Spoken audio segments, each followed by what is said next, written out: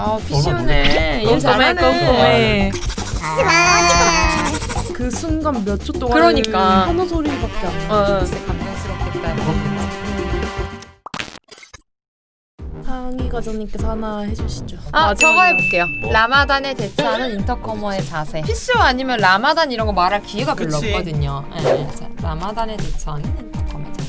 안녕하세요. 저는 기획팀 땡땡땡 차장입니다. 예전에 제가 과장이었을 때 4,000명 정도 오는 규모의 행사를 했을 때의 기억입니다. 이 행사는 참가자가 많기도 했지만 행사 기간 자체가 라마단이 겹쳐 있어서 몹시 힘든 행사였어요. 라마단 아시죠? 라마단은 알죠. 이제 무슬림, 못 그러니까 먹는. 이슬람 국가들이 종교적인 이유로 금식을 하는 기간을 말합니다. 그쵸. 라마단 때에는 모든 이제 무슬림 분들이 일몰 후에만 음식을 조금 먹을 수 있다고 해요. 그래서 라마단이 겹쳐 있어서 굉장히 힘든 행사였어요. 만찬 때에는 이슬람권 나라들을 한 테이블에 배치를 하고 그 테이블 위에는 국가의 일몰 시간을 일일이 조사해서 만찬 테이블에 시계를 가져다 놓고 그 시간에 맞춰서 밥을 서브해야 했었습니다. 한 번은 참가자들이 전국으로 투어를 가는 날이었어요. 무려 15개의 코스가 있었고 4,000명가량의 투어 참가자가 있었습니다. 거의 전부 다 4,000 명이 갔네요. 투어를 했다고요? 말도 안 돼. 와. 버스가 몇 대야?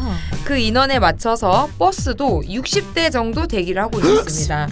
행사 60대 장소가 코엑스였는데 코엑스에 버스 60대 될 수 없잖아요. 그래서 한강 고수부지, 그러니까 탄천에 버스들을 대기시키고 있었는데 하필 또 그날따라 비가 많이 와서 침수주의보가 내려진 거예요. 행사 기간이 좀 운이 없었네요. 라마단의 네. 침수주의보에. 그래서 거기에서 차를 다 빼고 잠실 주 경기장 옆으로 이동을 시켰습니다. 그런데 제가 아까 말씀드렸다시피 이 행사에 무슬림이 많다 보니까 60대나 되는 버스에 카페트, 나침판, 소금, 물을 하마다 모두 실었어야 했고요. 라마단이니까 아무 음식이나 먹을 수가 없기 때문에 물이랑 뭐 이런 것만 넣은 간식 키트 같은 거를 또 밤새 급하게 작업을 해서 싣고 kit도 막 만든 게 아니라 무슬림용, 일반용 이렇게 구분해야 했었거든요. 그래서 4,000명가량을 모두 차에 태우느라 그날 오전에 사무실에 있는 인터컴 직원들까지 전 직원이 출동을 했었던 기억이 납니다. 지금처럼 행사 어플도 없고 참가자도 전 세계에서 왔는데 게다가 전화도 잘 안 되는 시기였다 보니까 누가 안 왔는지도 파악하는 게 너무 어려웠고 정말 난리 생난리였던 행사였습니다. 그때 제가 사무국 기간까지 15일 정도 코엑스에 있었는데 호텔방에 들어간 날이 반도 안 될 만큼 힘든 행사였죠. 힘들었을 것 같아. 이래서 그 저희 캐리어에서 봤던 작업복 이래서 필요한 것 같아요. 밤새 작업해야죠. kit 작업해야 되니까. 몰랐던 것 중에 하나가 라마단 시간을 맞춰서 만찬 테이블 따로 해놓는 거 되게 신선한 것 같아요. 이 업무 하시는 분들은 팁인 것 같아요. 되게 맞아, 배려가 맞아. 느껴지는 것 같아요. 어딜 기상나고 가게. 선생님 이 야자수 이거? 야자수 요거. 귀엽다, 아니 저거는 좀 약간 편안하고 릴렉스한 사연일 것 같아요. 네, 기획팀의 차장님께서 주신 사연인데 작년 일입니다. 올해 우리나라에서 개최하는 아시아 개발은행 연차총회라는 행사가 2019년에는 피지라는 곳에서 개최했었는데요. 휴양지로 유명한 섬으로 가는 해외 출장이라 살짝 기대에 부풀어서 떠나게 되었었죠. 주요 업무는 2020년 행사가 우리나라에서 개최된다는 것을 알리고 한국의 문화를 참가자들에게 알리기 위한 홍보 부스를 운영하고 만찬을 주최하는 것이었습니다. 부스 설치나 운영이 조금 불안한 감이 없잖아 있었는데 이게 현실로 다가온 것입니다. 홍보 부스에 부착된 그림이 화질이 너무 안 좋게 출력된 거예요. 부스 벽면 전체에 부착하는 그림인데 굉장히 어떡해. 충격이 컸습니다. 픽셀 깨지고 막 이런 거. 네모 바바박 박혀. 저희 한국을 알리는 부스인데 너무 속상하죠. 그치. 피지에는 PCO가 없고 가장 근처 나라인 호주에 있는 PCO가 그 행사를 운영했었는데 저희가 엄청 당황스러워하고 약간 격양된 상태로 이야기를 하니까 자기네들 책임이라며 현지 인쇄소에서 다시 출력해주겠다고 답변을 받았습니다. 다행이네 그래도. 근데도 불안한 거예요. 왜냐면 한 번 그치. 실수를 했으니까. 그렇죠. 그래서 그 현지 인쇄소로 저희 직원 한 명을 동행시키게 되었습니다. 한국에서도 인쇄소 갈 일이 그렇게 많지 않은데 그 직원에게 또 더 특별한 일이었다고 해요. 왜냐하면 숲속을 산을 뚫고 나무를 지나 동물들을 지나 쭉 가면 덩그러니 있는 인쇄소, 그 뒤쪽에는 좀만 더 가면 까마득한 절벽이 있다고.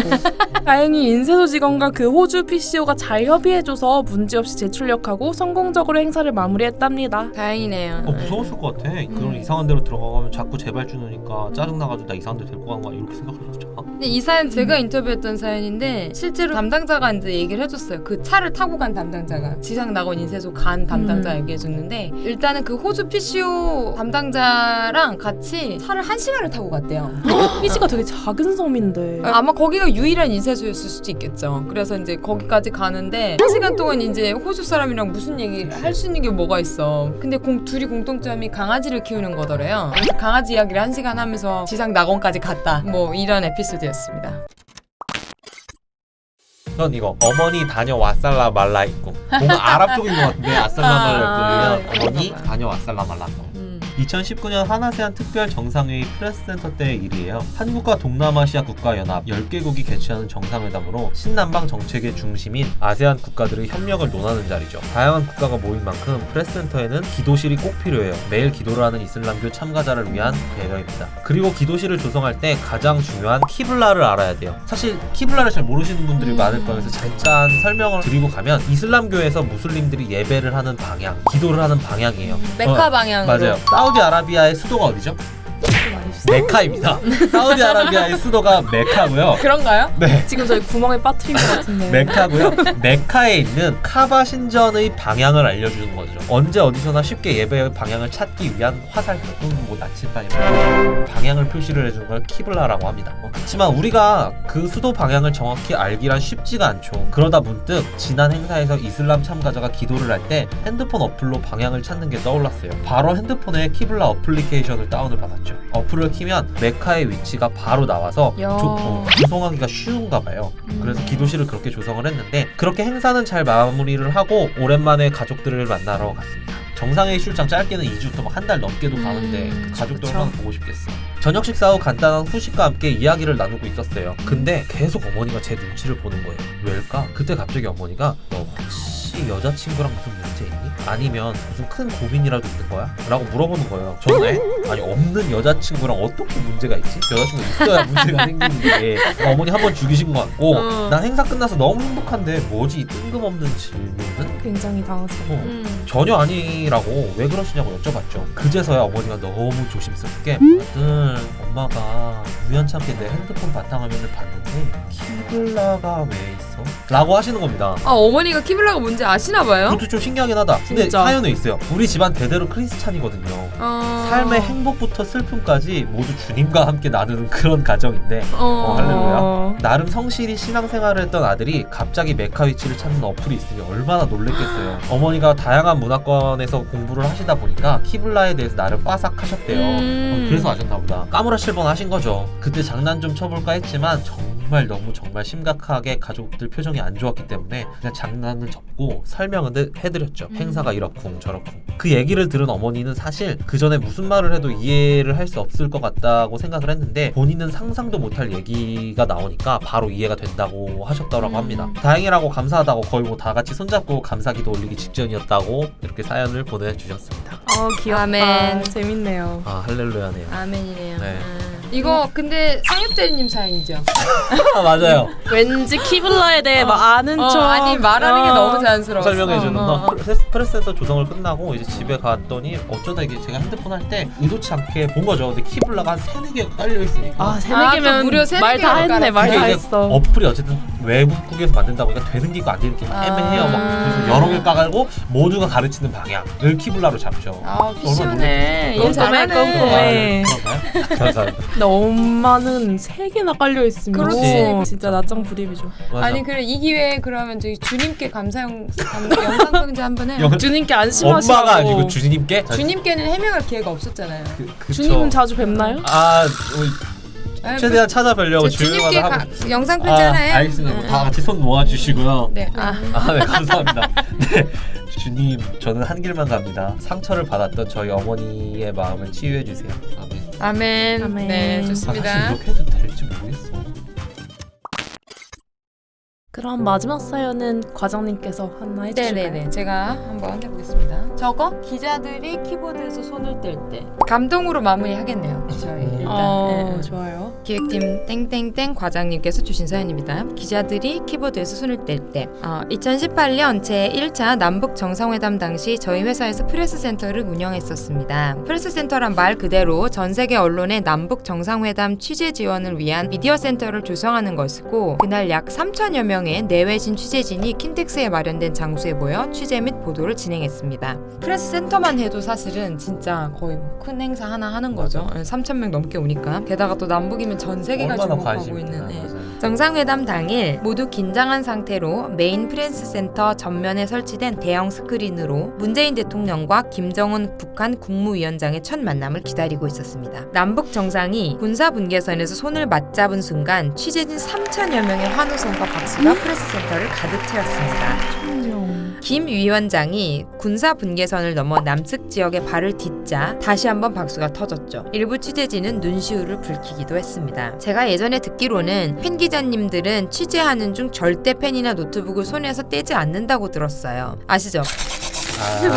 찍고 막 하고 막 이러잖아요. 한시도 쉬지 않잖아요. 네. 왜냐하면 모든 상황을 받아 적고 바로 실시간으로 시의성이 생명이니까 보도할 준비를 해야 하니까요. 근데 남북이 손을 맞잡는 순간 모두가 PC에서 손을 떼고 박수를 치더라고요. 행사를 준비했던 저한테는 정말 큰 감동이었습니다. 아직도 장면을 잊지 못합니다. 이렇게 사연을 보내주셨어요. 진짜 감동이 장난이 아닐 것 같아요. 당연히 할 거라고 생각했던 순간에 고요하고 모두가 손을 딱 떼고 보고 박수 쳐주고, 그 순간 몇 초 동안 그러니까 환호 소리밖에 안 나죠. 그러니까 그게 진짜 나도 그 현장에 있었다면 진짜 감동스럽겠다. 울었을 것 같아요.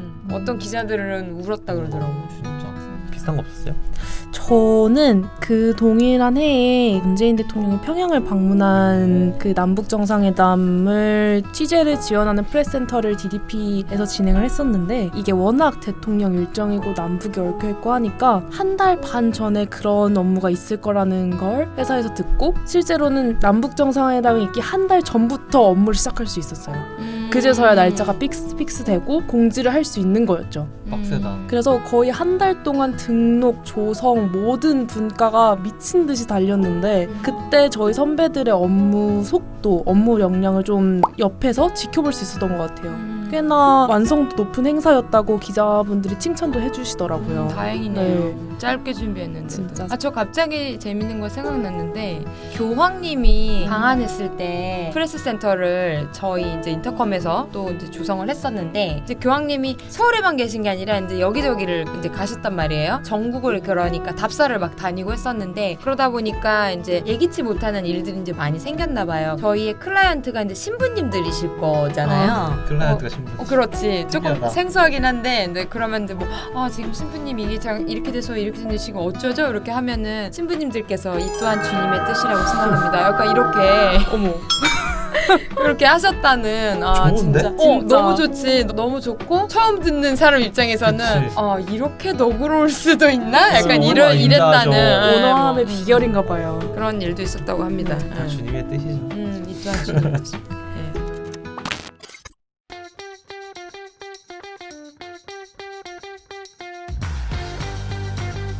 재밌게 보셨다면 구독과 좋아요. 알림 설정까지. 안녕. 다음에 만나요. 안녕. 다음에 만나요.